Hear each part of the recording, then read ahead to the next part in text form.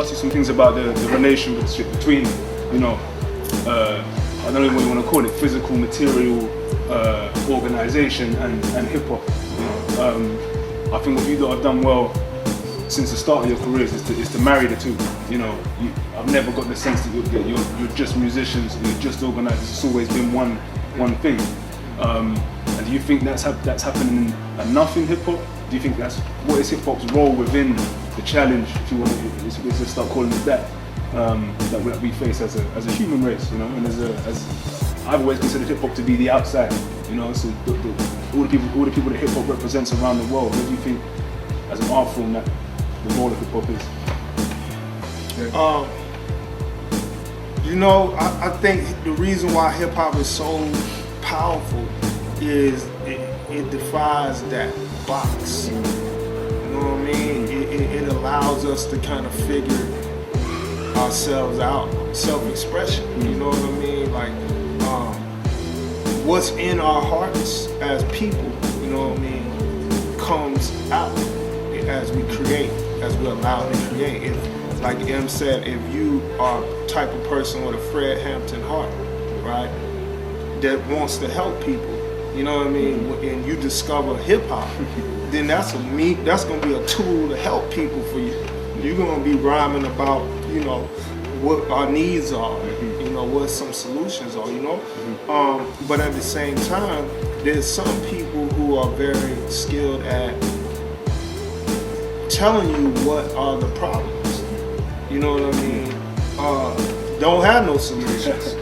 You know, there's some people who's very skilled at helping you not jump off the roof because of all the problems. And they say, hey man, shake a load off. You know what I mean? Like for tonight. You know, I got a feeling that tonight's gonna be a good night, right? And that's part of your week to get through that night, right? So I think if we try to put hip hop into any one of them boxes, we do it a disservice, and we don't appreciate this great spiritual, powerful force that we have. You know, we need all of it. You know, hip hop has been a part of indigenous culture way before the 70s. You know, even the 5 elements, I always like to say the 5 elements that they attribute to hip hop: the DJ, the breakdancer, you know, the graffiti artist, the MC, and the knowledge, right? You know, if you look at any indigenous culture, right, the DJ will be the drummers. You know what I mean? The graffiti artist would be the artists, the carvings, the hieroglyphics, right? I ain't gonna tell you about no tattoos. What? That's everywhere, right? You know, just body art. You know, the dancers are the warriors. You know, and the dancers, right? You know, the MCs are the storytellers. You know, the griots. You know what I mean? Like, it's the same thing. And of course, the knowledge is the experiences of those people that make them know this herb and that. Those are the elements of being. So, and you can't put being into no box. You know, you have to appreciate and use it for all those things. And when it's time to party, we got something for that. When it's time to march on Washington, we got something for that. It's time to make a baby, we got something for that. That's life, and that's what I embrace about hip hop, man. You know, because you know you can get burned out.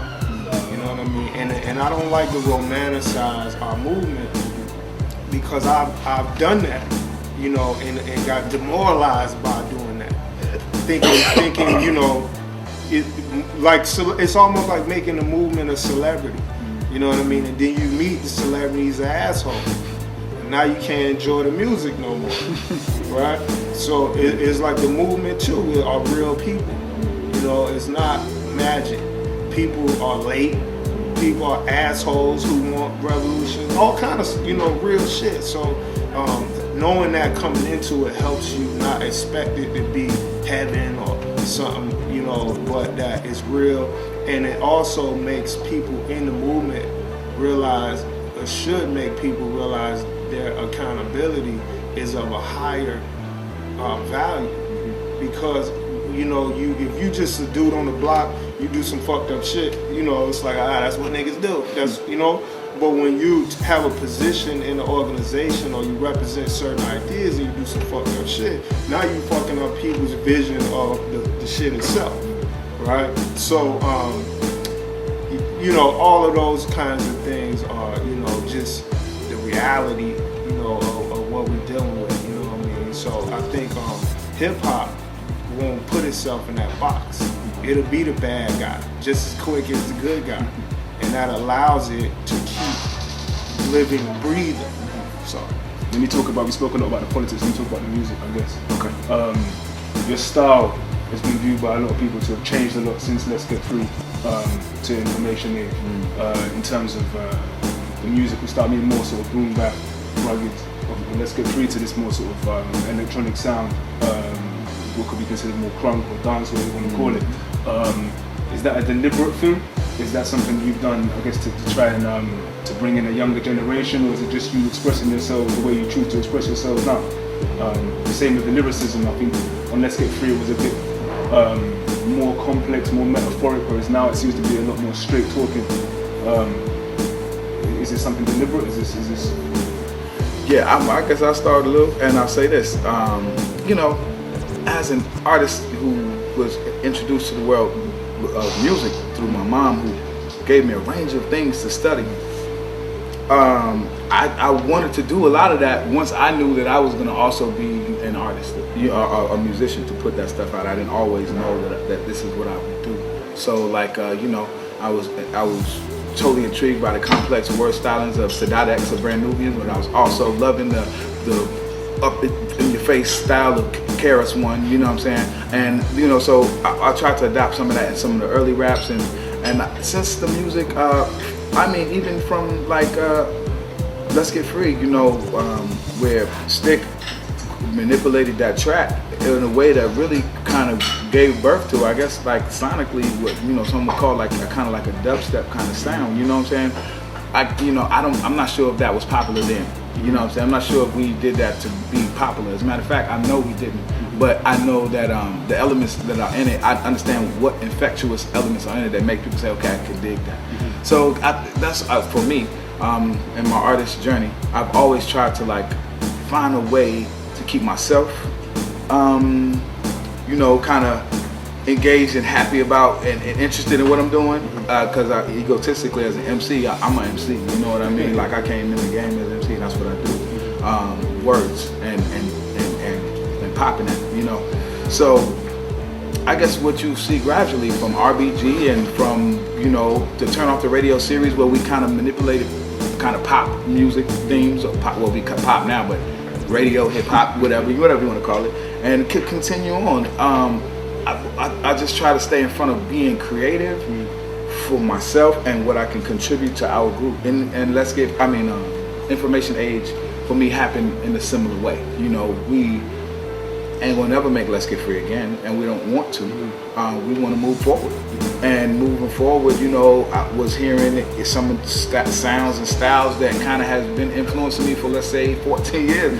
That's a lot of influence, and not only the stuff since I was born, but since we started making records, like Let's Get Free in 2000, like 14 years have passed, so it's a lot of stuff, you know, to engage.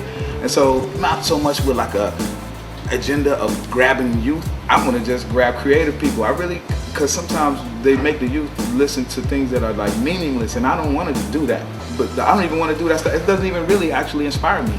If it's going to be 50 and 60-year-old people who love what we're dealing with just because I'm digging it, I'd rather do that actually, you know what I'm saying? But, you know, I do know and I understand the world and I'm engaged in that way. So I just want to say look out for more new things and different sounds. You know, I'm experimenting with 130, 140 beat per minute, you know, mombotone, you know, everything house, drum and bass and forward, you know, reggae, deeply into reggae music, you know, working with the Ghetto Youth Crew, Steve Marley, and we continue. So in my musical space, it's all just, last one.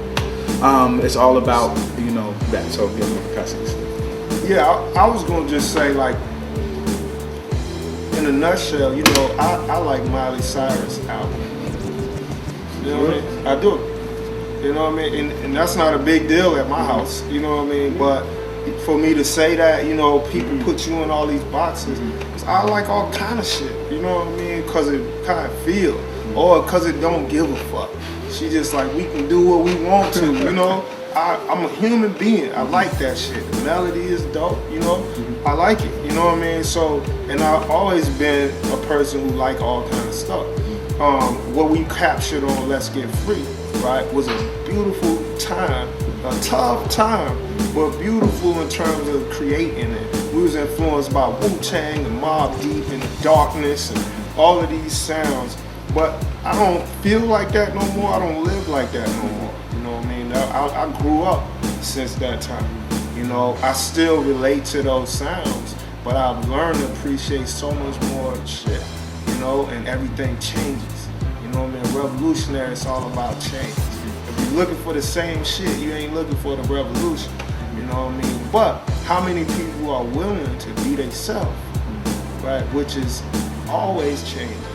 You know what I mean? In the name of what you're doing. And as an artist, I fight for that space. You know what I mean? I get bored. I don't want to do the same shit I did already. Even if I don't do the new shit as good as I did my old shit, it's important for me to try to do the new shit. It's when I train in martial arts, I got a few techniques I'm ill with, right? But I gotta learn some other shit, and I might not be that ill with that, right? But who, at the end of the day, what's gonna be the most well-rounded fighter? The person willing to fail, to get it wrong, to be humbled, you know what I mean? So you keep yourself fresh. Flowing water don't get stale. So, you know, that's my philosophy with music, and people who are really living real life and growing can appreciate that. And, you know, people that just want to judge you, you know, based on their personal preferences, they're not going to appreciate it.